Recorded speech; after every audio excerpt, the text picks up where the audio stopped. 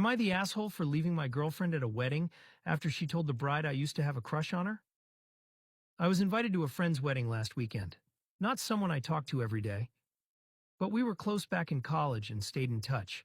The bride and I had a flirty friendship back in the day. Nothing ever happened, but I did used to have a bit of a crush on her. Early in my relationship with my girlfriend, I mentioned that in passing, just one of those, haha, yeah. College was messy conversations.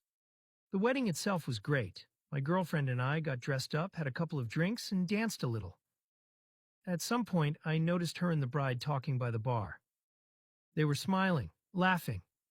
Nothing seemed off, up until the bride started acting really weird around me. Like distant, uncomfortable. Later, one of the bridesmaids, whom I also know, pulls me aside and goes, "Hey, just so you know, your girlfriend told the bride you used to be in love with her, and that she should watch herself tonight." I honestly didn't know what to say. I confronted my girlfriend about it, and she didn't deny it. She said, "I didn't want to cause drama, but I thought she deserved to know the history." I told her there was no history, and even if there had been, saying something like that at someone else's wedding was completely out of line.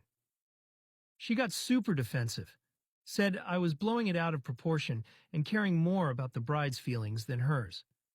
I told her I was embarrassed, hurt, and honestly kind of shocked by how casually she tried to stir the pot at someone else's wedding.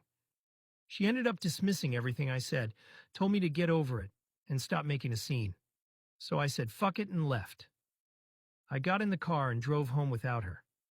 I figured she'd find a way back with one of her friends.